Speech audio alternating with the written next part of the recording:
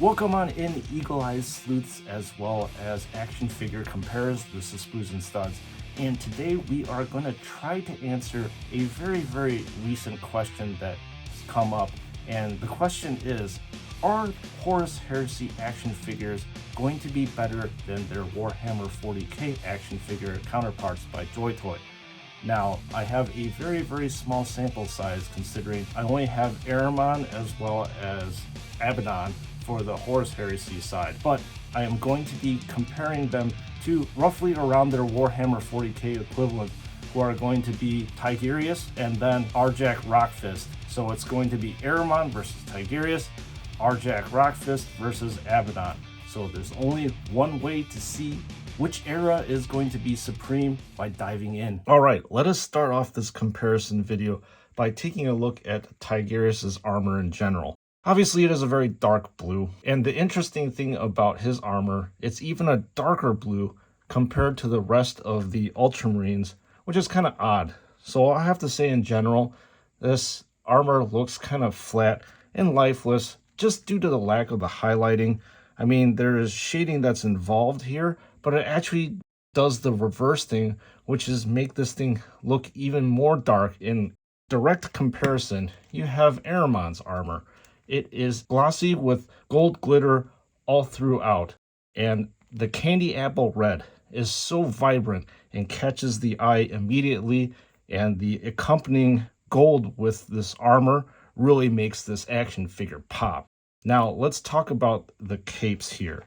So the capes on both of these action figures are actually equally as flowing. You can see as if they were billowing in the wind. There are actually plenty of highlights and shading all throughout Tigurius's cape, but it's impossible to obviously shade black. But the surprising thing is, well, this cape doesn't have the highlights, so it kind of looks a little bit flat. And both of them have symbols on the corners of their cape right here. However, Ahriman has this cool embroidery here. Now, let's take a look at the backpacks. There is absolutely no comparison with the backpacks. So with Tigurius's backpack, it looks kind of plain and unadorned, much like the regular Grunt Primaris Marines. There's nothing that makes it stand out. Ahriman's backpack, however, has these gold accents up top, and then the Thousand Sun symbol that is cleverly integrated into the backpack itself. Now, in terms of decorations, both of them have very unique iconography.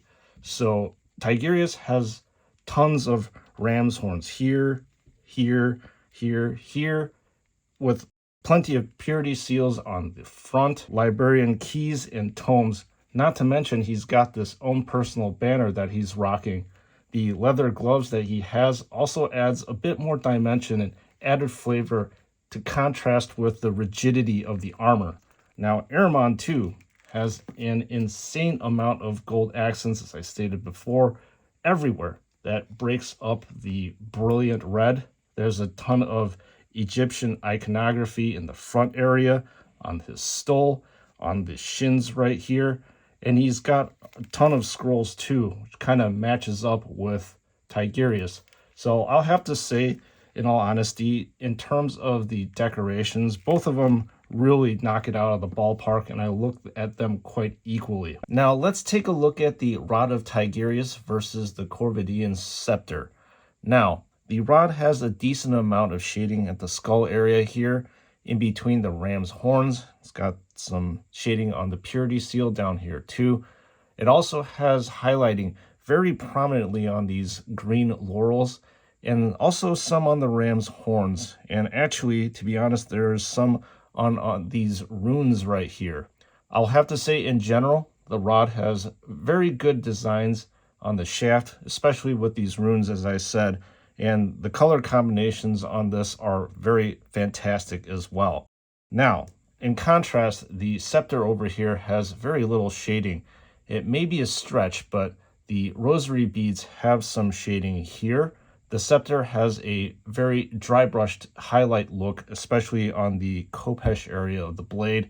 And then it has a very bold looking scarab. So I have to say, in general, I do actually like Tigurius' staff better than the scepter over here. And now let's take a look at Arjac versus Abaddon. All right, taking a look at these big burly men, especially with Arjac in front of us right now. He has very highly detailed armor.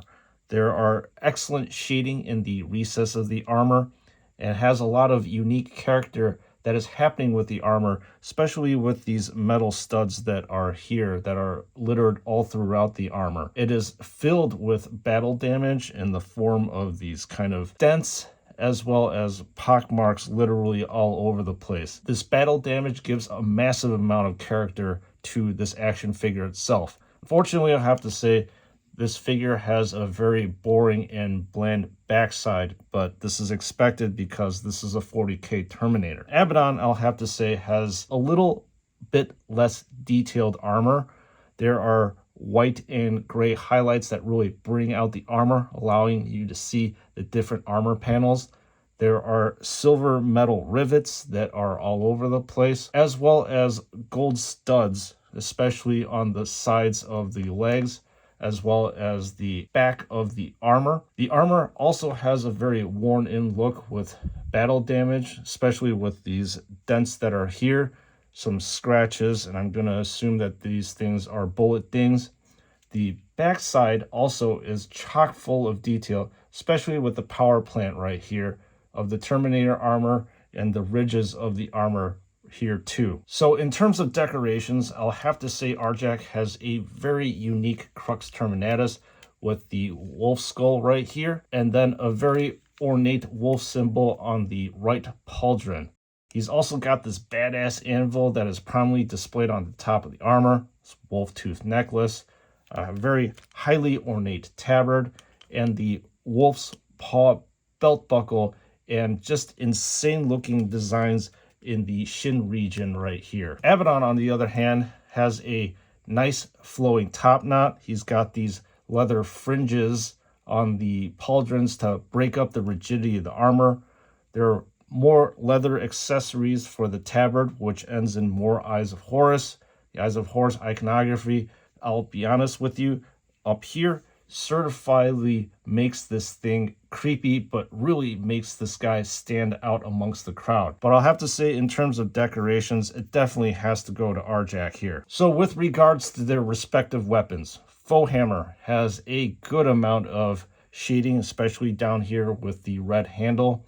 The hammerhead is highlighted a very bright silver. You have to take a look at it at a certain angle. And there is a nice blue runic glow. And the anvil shield here is also festooned with all these Space Wolf runes all around, and is obviously very ornate looking in terms of a power shield. In comparison, we have the Chthonian Power Claw for Abaddon, and it has the same silver dry brushed highlights.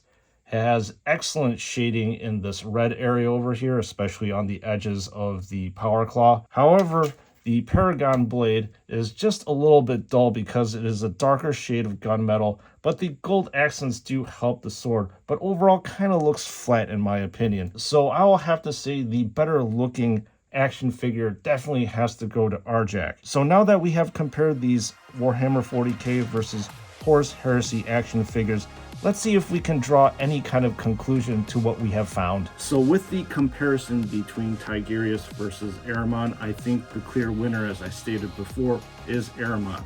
There's something really regal about his action figure, about the whole entire kind of ethos or look about him that's so cohesively like Egyptian inspired. And versus Tigurius, he looks obviously very muted, very dull, as I said in the comparison, that it is a very dark blue and your eyes just don't very gravitate toward dark action figures in general. That being said, there are things in which I do like about Tigurius more than I did Ahriman, especially with the Rod of Tigurius. I think it is a superior weapon or staff compared to the Corvidian scepter that Ahriman has. So there are trade-offs here. And then with the comparison between Abaddon and Arjac Rockfist, there was a pretty clear winner in that, and that has to go to Arjac Rockfist, as I stated before. His action figure, I think, is just so unique and has so much like this cool battle damage that just stands out a little bit more than Abaddon's action figure. But again, there are things in which I do like more about Abaddon's action figure versus Arjac's action figure. So can we have a definitive conclusion whether Warhammer 40K action figures are going to be better than their Horus Heresy counterparts? I will have to say it probably will depend on the action figure you're talking about and what the action figure that you're comparing it to. So in this instance here, the Warhammer 40K action figure looked better than the Horus Heresy one. So it really depends on the bias of the reviewer, which is obviously me, what they like in terms of details and iconography. In all honesty, I don't think we can actually draw any kind of conclusion, which I'm sorry, folks, is kind of a fail. Anyways, folks, I hope you enjoyed this action figure comparison video. And if you are interested in picking up any of these 4 action figures, you can just click in the link in the description below, or you will be brought to JoyToy, where I get every single one of my action figures. I really like them because they have free shipping. If you do end up buying these action figures, do not forget to use the code SNS to receive 12% off of these action figures. With that being said, folks, once again, thank you so much for joining, and I'll see you all in the next one.